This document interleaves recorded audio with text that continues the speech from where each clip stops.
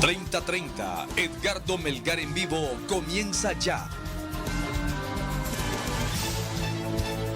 Saludos amigos de 3030, qué bueno que están con nosotros. Gracias por su amable y gentil sintonía de todos los domingos. Hoy, que es el primer domingo de junio, estamos aquí con la distinguida visita, nos ha aceptado esta invitación. No es fácil, por eso se lo agradecemos doblemente. Presidente del Poder Judicial, el abogado Rolando Argueta. Abogado, gracias por estar con nosotros esta noche, bienvenido. Muchas gracias, licenciado Melgar, un saludo al pueblo hondureño. Gracias por la invitación. Gracias. Hay varios temas importantes que hablar con usted. Bueno, no varios, hay muchos temas importantes que hablar con usted esta noche, pero permítame también decirles, amables televidentes, que en unos minutos estará con nosotros el señor comisionado don Gustavo Sánchez, es el director general de la Policía Nacional. Vamos a hablar también sobre la decisión de la presidenta Xiomara Castro de enviar a la cumbre de Estados Unidos, esta cumbre de las Américas, al señor canciller don Eduardo Enrique Reina. Más adelante tendremos esos dos temas aquí importantes en el programa 3030. Pero comenzamos con el presidente del Poder Judicial esta noche. De nuevo, muchas gracias por aceptar la invitación, señor presidente. A la orden. Bueno, usted sabe, mucho se ha escuchado hablar, mucho se ha escuchado afirmar, decir, asegurar que tenemos un Poder Judicial y una Corte Suprema de Justicia corrupta. ¿Qué tiene que decir usted ante eso? La certeza de las actuaciones, no solo de Rolando Argueta, sino también de los cerca de 6.000 empleados del Poder Judicial, en donde a través de las decisiones, de las resoluciones de las sentencias, de las audiencias, hemos demostrado el cumplimiento con la ley. Habrán algunos casos aislados, pensamos nosotros, que pueden salirse de la regulación legal y ética, para lo cual hay los mecanismos internos de la Supervisión Nacional de Tribunales y del propio Ministerio Público, a donde hemos remitido algunas acciones presumiblemente delictivas a efecto de que se haga la investigación penal o, en su caso, administrativa y civil correspondiente. Pero cuando se hace referencia a esos casos, ¿son puntuales de jueces, de algún empleado del Poder Judicial? Puntuales. Nosotros hemos recibido muchas denuncias de los usuarios contra algunos empleados del Poder Judicial y a través de la supervisión de tribunales hemos desplegado las investigaciones administrativas para deducción disciplinaria y en estos un poco más de 6 años hemos sancionado alrededor de 500 empleados en acreditaciones de irregularidades como cuestiones administrativas, desde amonestaciones verbales hasta la suspensión en el ejercicio del cargo. ¿Pero usted acepta el calificativo de Poder Judicial corrupto? No, bajo ningún punto de vista, ahí están los hechos. Hemos imprimido más bien y exigido al interno del Poder Judicial la transparencia, la limpieza en las actuaciones y estamos sujetos, por supuesto, a cualquier indagación o a cualquier información que se nos pida por parte de los entes contralores, por parte de la sociedad, con el propósito de que se verifique la actuación del Poder Judicial como institución, de los más de 400 órganos judiciales, de la Corte Suprema de Justicia con sus 15 magistrados y de Rolando Argueta presidiendo la institución. ¿A qué atribuye usted, cómo explica ese tipo de calificativos que se ha sostenido, bueno, contra el Poder Judicial históricamente, pero más recientemente en contra del Poder Judicial que usted dirige? La función del Poder Judicial lleva en alguna medida a la descalificación de los jueces. Habrá algún sector de los usuarios del sistema que no quedan conformes con las decisiones judiciales, tal vez porque no tenían la razón o porque entienden de que teniendo la razón no se les dio.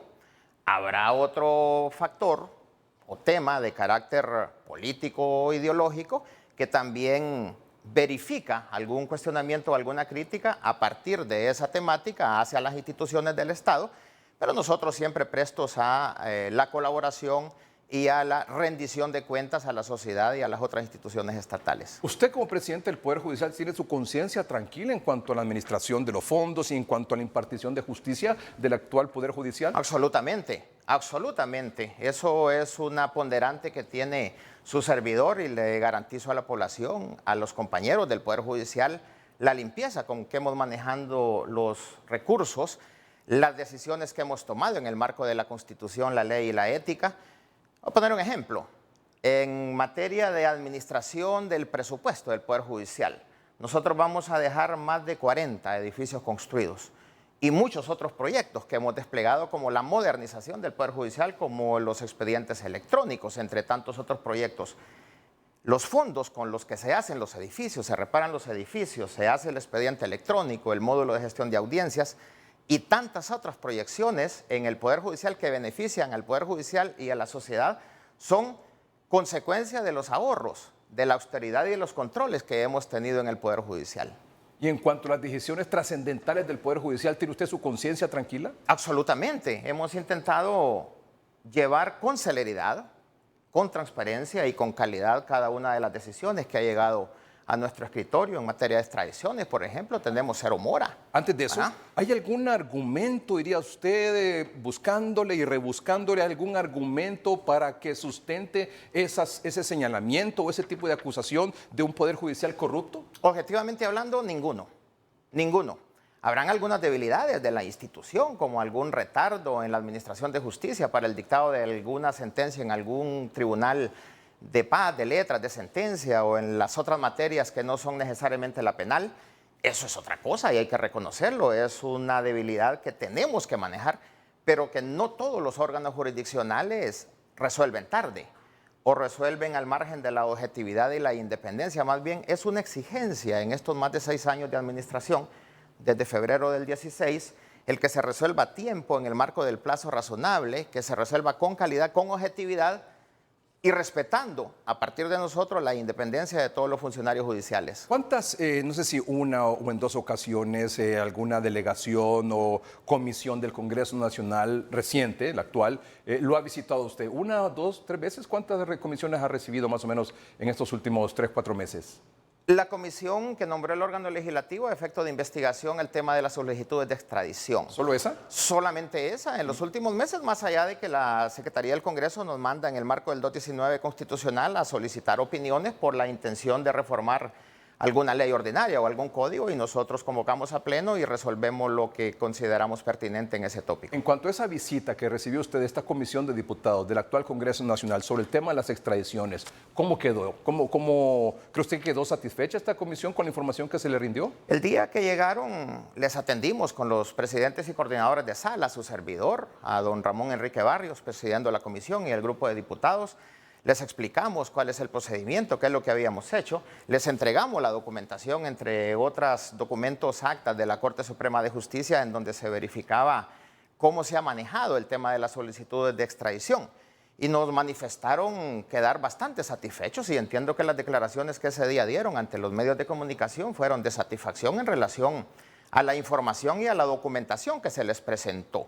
Luego solicitaron un complemento de esa información y gustosamente se los dimos con la información que tienen en la Secretaría de la Comisión y del Congreso Nacional, con el propósito de enterarse de algunos otros detalles en el marco de las solicitudes. Entonces, se les dio toda la información sobre el tema de cómo la Corte Suprema de Justicia ha gestionado el tema de las extradiciones. Por ejemplo, esta gráfica dice extradiciones, 80 procesos de extradición. ¿Qué son 80 procesos de extradición? Por favor, si lo podemos mostrar en cámara, cámara completa, y luego volvemos aquí para que nuestros... muy bien, gracias. Y luego venimos aquí de nuevo al estudio, por favor, ahora. ¿Qué son 80 procesos de extradición? Son 80 solicitudes, normalmente o generalmente o en su mayoría de los Estados Unidos de América. Lo que pasa es que son 80 el número de solicitudes, pero 106 las personas solicitadas, porque en algunas solicitudes viene más de una persona solicitada en extradición. Entonces tenemos ese dato ahí concreto que consta en los archivos del Poder Judicial. De esas 106 personas solicitadas, 35 han sido extraditadas. 35, así es. Falta todavía muchos más. Sí, porque tenemos 37, que es el dato final del cuadro, que se han entregado a la justicia de los Estados Unidos. Perdón, pero de los 106... sin pasar por el procedimiento judicial en Honduras. De los 106... 35 han sido extraditadas. Así es. 4 están en proceso de extradición. Así es, pendiente de decisión. 30 pendiente, ¿a qué se refiere? Básicamente con orden de captura.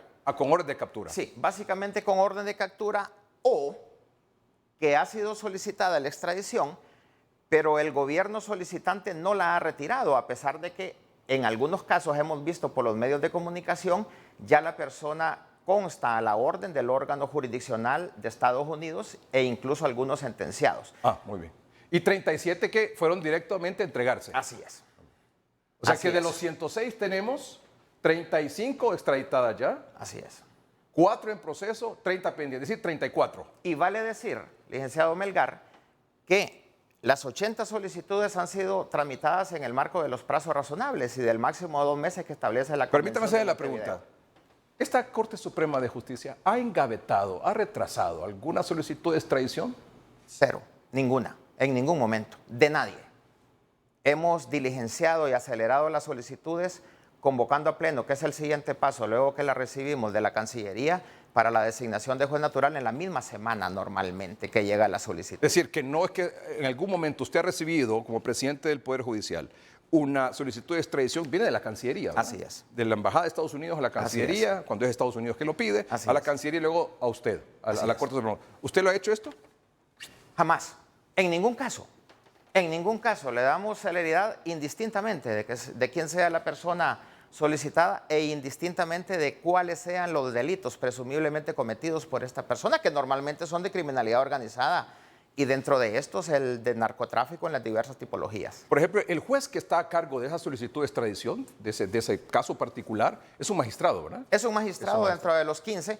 Fíjese que nosotros llegamos un 12 de febrero de 2016. Perdón, y le quería preguntar, a la Corte. perdón, era mi siguiente pregunta, disculpe que lo interrumpa. La primera es un magistrado el que ve el caso, Así es. solicitud por solicitud. Que actúa y se le denomina juez natural. Y ese juez natural, que es un magistrado, usted decide, bueno, la próxima la va a ver fulano de tal y la que sigue fulano de tal. Y por ejemplo, la solicitud del expresidente Hernández la vio fulano de tal porque usted decidió. No, en absoluto. ¿Cómo fue? Llegamos un 12 de febrero de 2016 a la Corte, nombrados el día anterior por el Congreso Nacional. El 17 de febrero de ese año, es decir, a los 5 días, hicimos un pleno convocado por su servidor para reasignar las 19 solicitudes que los magistrados anteriores que habían vacado en el cargo conociesen por parte de los magistrados que acabábamos de llegar. En ese momento y ahí se estableció un orden a efecto de sea que poder cuando usted llegó ahí en determinar 19, el conocimiento. Cuando usted llegó ya 19. ya habían 19 pendientes de... De designación de juez, porque los magistrados que son las que las llevaban habían vacado en el cargo. ¿Qué hizo entonces? Se estableció por unanimidad en el Pleno de la Corte Suprema de Justicia cuál era el criterio a aplicar a efecto de que las subsiguientes solicitudes de extradición ya se conociese un orden para evitar precisamente la manipulación. Y el orden que se estableció y consta en el acta, y se le entregamos el acta a la Comisión Legislativa, es el que aparece en el decreto de nombramiento de los 15 magistrados hecha por el Congreso Nacional.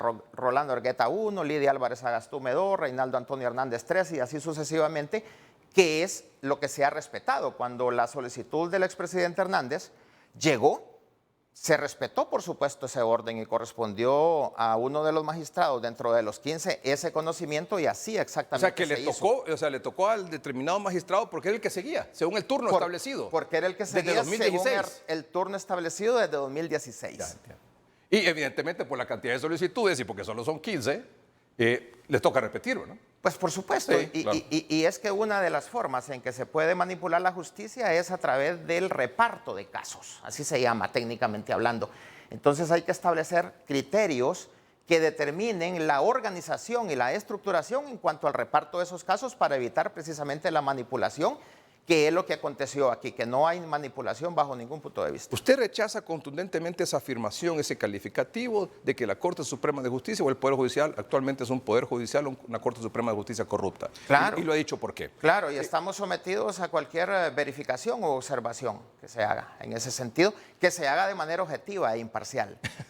Y lo segundo, ¿usted acepta el calificativo o señalamiento o acusación de que la actual Poder Judicial o la Corte Suprema de Justicia, porque cuando hablamos de Corte Suprema de Justicia nos estamos refiriendo a los 15 magistrados, Sí. estaban al servicio del expresidente Hernández? No, en absoluto. En absoluto. Tenemos independencia, lo hacemos con objetividad. Yo tengo incluso documentación que demuestra, que acredita que en muchas de las mociones que se llevaron a cabo por el presidente de la República en ese momento en el seno del Consejo Nacional de Defensa y Seguridad, nosotros nos opusimos de manera verbal en las sesiones y enviamos los oficios por escrito necesarios a la Secretaría del Consejo Nacional de Defensa y Seguridad, manifestando nuestro total desacuerdo y estableciendo los argumentos y las razones por las cuales nos opusimos a una cantidad importante de decisiones que se tomaron o que se propusieron en el Consejo Nacional de Defensa y Seguridad. Y no solo Rolando Argueta, sino también otros miembros del Consejo, porque lo verifiqué y lo presencié, fueron parte de alguna oposición a los temas que ahí se verificaban por parte esencialmente del Poder Ejecutivo. A eso iba. El Consejo Nacional de Defensa y Seguridad está integrado por... Los presidentes de los 3 poderes del Estado, el fiscal general, el ministro de Defensa y el ministro de Seguridad. Y usted ahí deja constancia que del Ejecutivo, decía, del presidente Hernández, venían algunas propuestas y usted se le paró en 30. Claro, claro.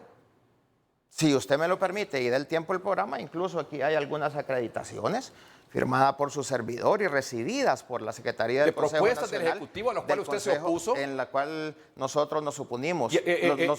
¿Y usted dejó constancia de eso por escrito? Por supuesto, aquí están algunas de los O sea, de la ejemplos. posición suya. Por supuesto. Y de los argumentos. ¿Consta eso escrito? Consta ¿Lo recibió eso. su posición? No solo le escuchó el Consejo de Defensa y Seguridad Nacional, sino que también usted lo dejó por escrito. Por supuesto. Estos son algunos de los ejemplos. Arriba. ¿Y son de bagatelas o de cosas grandes? No. Yo le puedo mencionar, por ejemplo, y aquí está el documento. Permítame un momentito, vamos a una pausa comercial, ya volvemos.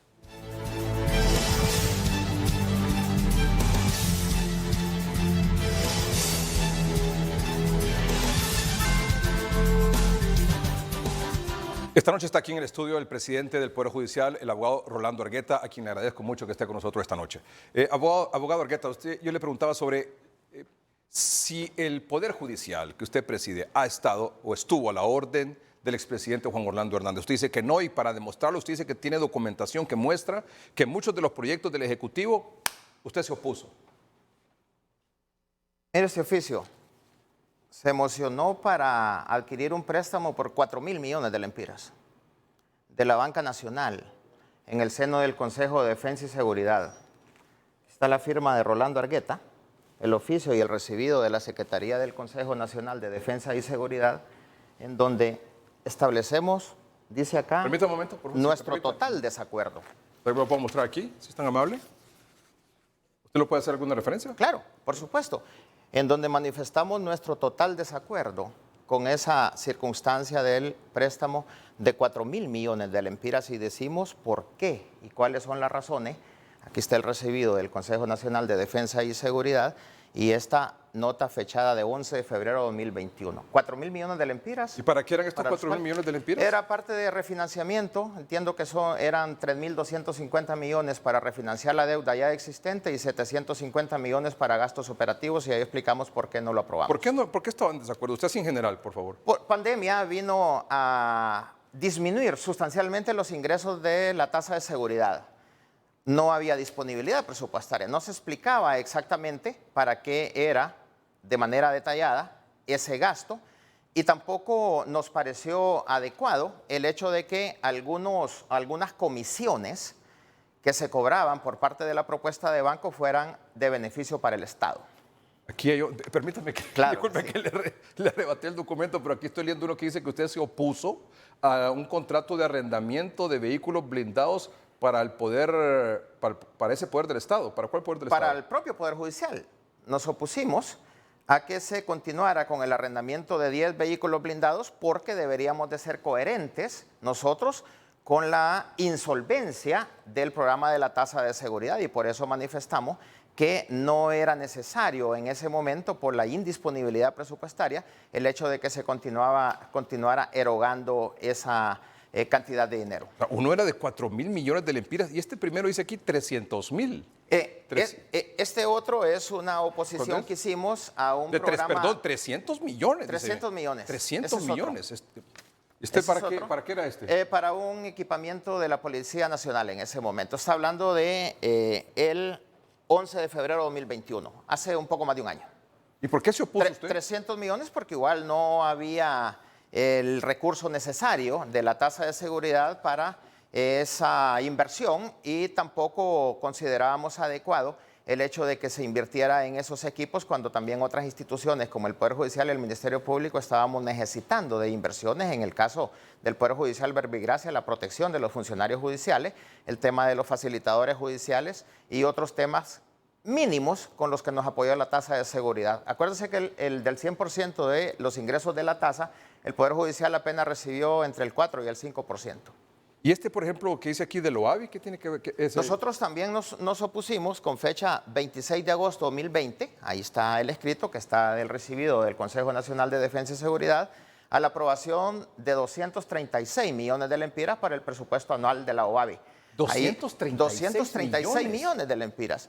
Siempre estimamos necesario el hecho de que una entidad como la Oficina Administradora de Bienes Incautados sea autosostenible y de que no sea el Estado quien esté propiciando y erogando esos 236 millones anuales cuando la OABI administra fincas, haciendas, vacas, vehículos, aeronaves incluso, y que los arrendamientos y el manejo en concepto de esa administración de todos esos bienes, alrededor de 4.000 bienes a ese momento, debería de producir el dinero y el presupuesto necesario para la autosostenibilidad de la institución. ¿Le generaron problema a usted todas esas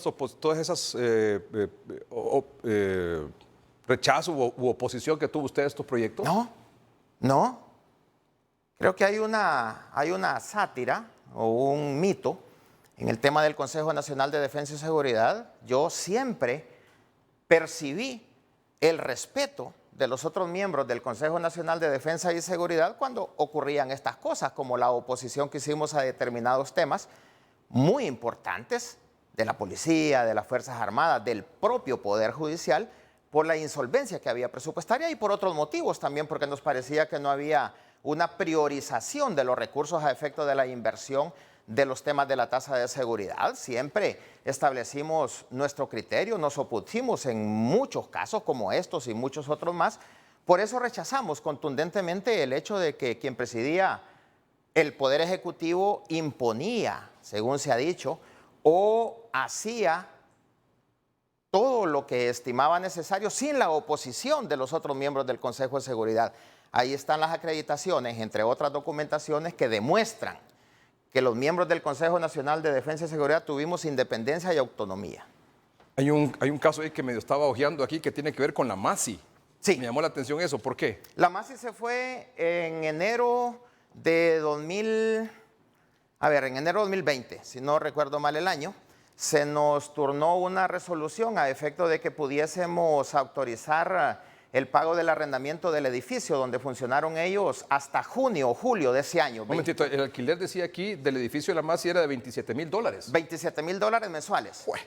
Y ese documento demuestra que también nosotros nos opusimos. ¿Y a usted y en el Consejo de Defensa, o sea, la MASI se fue, ¿cuándo se fue? ¿En febrero? La MASI se fue en enero de 2020. ¿En enero de 2020? Sí. Y la propuesta del Consejo Nacional de Defensa era que se le siguiera seguir alquilando al dueño del edificio para pagarle hasta junio o julio de ese año. Marzo, abril, mayo, 4 meses más. Por $27,000 cada mes. Entonces también nos opusimos a esa cuestión. Hay una solicitud del Consejo de Defensa para que nosotros autorizásemos. ¿Y qué es lo que iba a funcionar ahí supuestamente? No sabemos, y eso es lo que decimos ahí, que no le mirábamos fundamento para seguir pagando por parte del Estado esos $27,000 mensuales. ¿Cómo fue el tema cómo fue ese proceso de la extradición, lo que tiene que ver con la Corte Suprema de Justicia, por supuesto, del expresidente Hernández? Llegó un día como hoy, póngale, para ilustrar a la gente. El mismo día convoqué a pleno. Llegó un día como hoy a las 4 de la tarde. Un día como hoy convoqué a las 3 horas, convoqué a pleno. El pleno se hizo un día como mañana, a las 9:30 de la mañana, y se reasignó, de acuerdo a aquel orden que explicábamos establecido desde hace 6 años, al magistrado que le correspondía. El magistrado a las 3 o 4 horas después del análisis correspondiente libra la orden de captura de un día como mañana, es decir, del día siguiente, y llega la Policía Nacional esa orden de captura antes de las 24 horas en que ingresó la solicitud. Y entiendo que la Policía Nacional hace efectiva ese mismo día, en horas de la tarde, y un día como pasado mañana se hizo la audiencia que llamamos de intimación, es decir, de informarle a la persona solicitada cuáles son los cargos y cuál es la situación jurídica y sus derechos. ¿Ese proceso fue un proceso especial? Como todos. Como todas las solicitudes. Fue un proceso como todas las otras solicitudes. Porque la ley no tiene... contra el expresidente Hernández fue igual que contra los demás. Exactamente igual. La ley no tiene efectos diferenciadores. El principio de igualdad, que es un derecho humano, incluso. Y se actuó con absoluta celeridad. Un día como hoy la solicitud, un día como hoy convoqué a pleno, un día como mañana se designó el juez, un día como mañana se libró la orden de captura, un día como mañana se entregó la persona solicitada, un día como pasado mañana, es decir, antes de las 48 horas se hizo la primera gran audiencia y dentro de los 30 días siguientes se hizo la segunda gran audiencia, que es la de presentación de la prueba y la decisión del juez de primera instancia. El proceso, como todo manifiesta usted, presidente, fue igual que los demás. solicitud de extradición. Pero, sin duda alguna, o sea, es la primera vez y que se trata de un expresidente, Claro. que no tenía ni 30 días de haber salido, creo, más o menos, ¿verdad? Entiendo que la acusación se la presentan el 27 de enero de 2022 en horas de la tarde Sí. y la solicitud llega un 13 de febrero. Sí, sí. A los 16 días ¿Fue por ahí. particularmente, diría usted, difícil? ¿Fue particularmente, no sé, incómodo o generó algún tipo de tensión particular esta solicitud de extradición del expresidente Hernández? Los jueces estamos sujetos a la Constitución y a la ley, indistintamente de otras ponderables que existan. Su servidor tiene 24 años de ser juez, desde juez de paz. Y estamos acostumbrados a tomar decisiones y a resolver, absolviendo a la gente o condenando a la gente de acuerdo a la prueba y a la ley.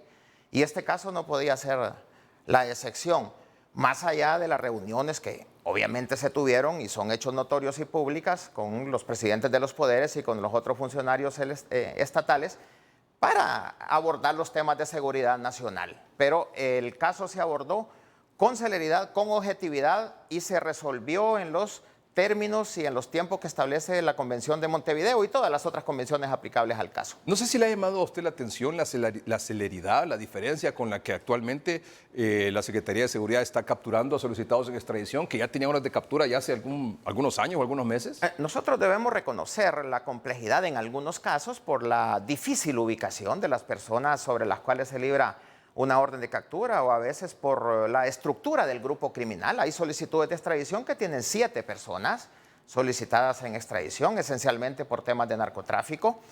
Y debemos también reconocer el ahínco y el compromiso de las actuales autoridades de la Policía Nacional, desde su ministro, el director de la policía y todo el equipo que conforma. Felicité públicamente hace unas 3 semanas al señor ministro de Seguridad, el general Savillón, porque se ha visto un compromiso en cuanto a las detenciones, lo que no significa también que no se haya visto algún compromiso en algunas solicitudes de la administración anterior en la Secretaría de Seguridad, porque sí vimos, y ahí vimos el número de 35 solicitudes que fueron canalizadas a través, y no hubiesen sido posible su continuidad si no es a través de la detención de las personas. Estuvo reunido, hablando de reuniones, hace poco usted con la nueva embajadora de Estados Unidos en Honduras. ¿Cómo le fue? ¿Qué tal estuvo? No, muy bien. Hemos tenido con Estados Unidos un acompañamiento y una coordinación en los temas que tienen que ver esencialmente con las cuestiones de criminalidad organizada.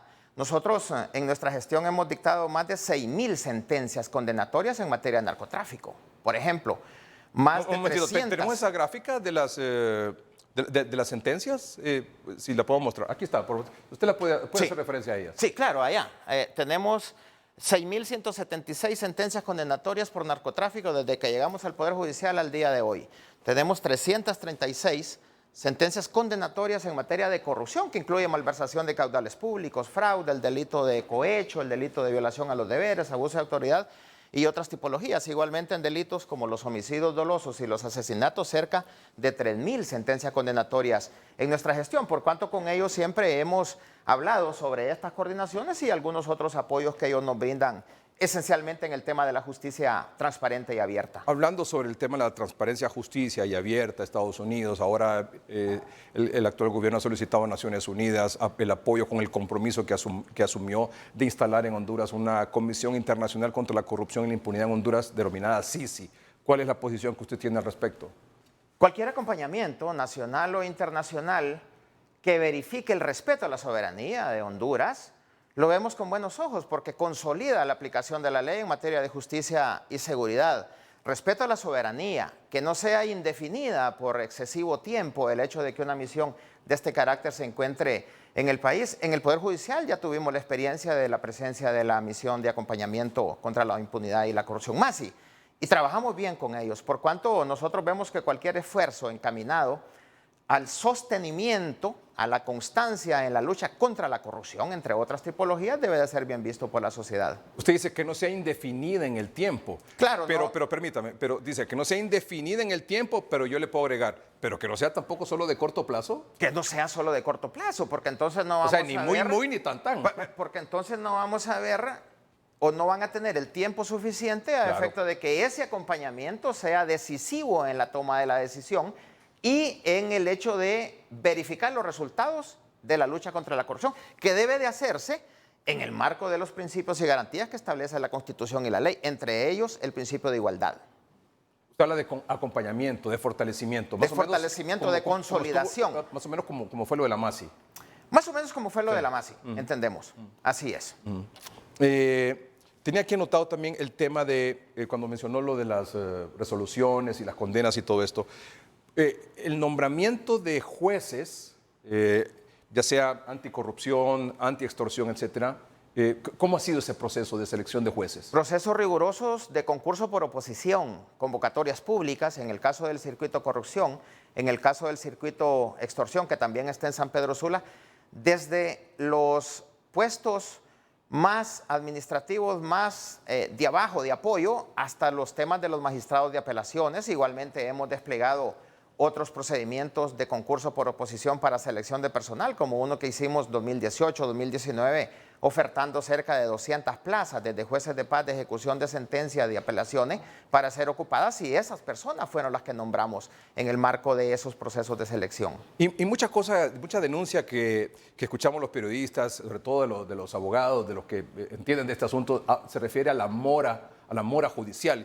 Hay una gráfica que nos compartió el presidente. Sí. Ahí está, por favor. ¿Usted le puede explicar cuando se habla de qué es la mora judicial? La mora judicial es el retardo o la dilación en el tiempo a efecto de que los órganos judiciales le den una respuesta mediante un auto, providencia o una sentencia definitiva en un caso en particular. Digamos, si la ley dice que desde que se presenta la demanda hasta la sentencia debe de haber 6 a 8 meses, y a veces no estamos un año, año y medio, 2 años. Eso ya es mora judicial.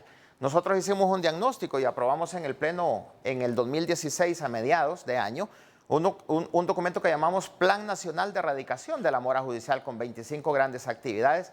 Y en ese diagnóstico detectamos que habían a esa fecha 185,000 casos en la categoría de mora judicial, que no se había dado una respuesta en las diversas materias en el Poder Judicial. Y en el marco de ese plan estuvimos trabajando todos los empleados del Poder Judicial, al grado que año a año se fue reduciendo sustancialmente ese número de 185,000. Por ejemplo, en el 2017 pasó a 136,000. Y en 2022 tenemos esa mora que viene de 185,000 a 38,920 casos. Habría que decir también que al margen de estos 185,000, cuyo diagnóstico arrojó en el tema de mora judicial a mediados de 2016, hay otros expedientes que han ido entrando, que hemos diligenciado, pero que alguna cantidad, algún segmento mínimo ha caído también en la categoría de mora, y el Poder Judicial tiene ese enorme reto para dar la respuesta judicial a tiempo. Mi última pregunta, ¿cuál es el legado suyo? Creemos que la modernización del Poder Judicial, el expediente judicial electrónico, no se hacía antes bajo ningún concepto. La presentación de requerimiento fiscal a través del Internet ahora ya se hace. Más de 200 requerimientos fiscales llevamos en 13 órganos que está desplegado el sistema del expediente judicial electrónico en los juzgados de competencia nacional esencialmente. Hacemos alrededor de 50, 60, 70 audiencias diarias de manera virtual en los órganos jurisdiccionales. Solo el año pasado hicimos cerca de 10,000 audiencias virtuales. Eso nos parece que es un avance sustancial para la administración de justicia, en donde se dejan las formas clásicas de impartición de justicia, en donde antes de esto no era posible el que se avanzara en un caso si fiscales, defensores públicos, defensores privados, jueces, secretarios y todo el personal estuviese físicamente en una sola sala o en un solo espacio. Ahora hay fiscales que están en San Pedro, los jueces están en Tegus, la persona acusada está detenida en el Centro Penal de Támara, y así se hace la audiencia en tiempo real, entre otras grandes acciones de avance que hemos tenido en el Poder Judicial. Don Melvin Duarte, que es oficial de comunicaciones, director de comunicaciones del Poder Judicial, me envió unas fotografías, bueno, muchas fotografías relacionadas con procesos de construcción y remodelación de juzgados. De edificios. De edificios, donde están los juzgados. Edificios en la concepción de que el espacio físico donde funciona un juzgado también es un derecho humano para la gente. Y por ejemplo, aquí esta que muestra usted, mire el antes en el municipio de Concepción, en el departamento de Ocotepeque. Así encontramos muchos juzgados, sin piso, sin sanitario, sin puertas. Cuando llovía se inundaba, así como este, y mire el que hicimos ahora a partir del año pasado en Concepción. Esto no es una proyección, es el edificio real que existe ya. Y como este cambio que venimos de esta forma a esta otra forma, tenemos una cantidad enorme de edificios que hemos construido. Copán, ¿no? Este es el juzgado de Corquín Copán, antes así funcionaba y ahora el año pasado también inauguramos un edificio. Son edificios que en el caso de Corquín valen más o menos unos 4.5 millones de lempiras y sujetos al proceso de licitación. Bueno, señor presidente, le agradezco mucho. ¿Y cuántos? Mira, aquí está este de Lepaterique, ¿no? Este es el Lepaterique. También el sí, qué ejemplo, cómo diferencia, funcionaba antes, lugares arrendados y cómo funciona ahora. Hemos construido más de 20 edificios. Nos están entregando un poco más de 20 también en este 2022 y tenemos en proceso de licitación otros 20 edificios con los fondos predestinados para este propósito. Señor presidente, gracias por aceptar la invitación. Muchas gracias. Un saludo a la población. Espero que podamos volver a platicar sobre temas importantes en algunos meses. ¿Le parece? A la orden. Gracias. Muchas gracias. Vamos a una pausa comercial. Cuando regresemos vamos a hablar unos minutos también con el señor director general de la policía, don Gustavo Sánchez, y estaremos conversando también con don Tony García, que es el subsecretario de Relaciones Exteriores. Ya volvemos.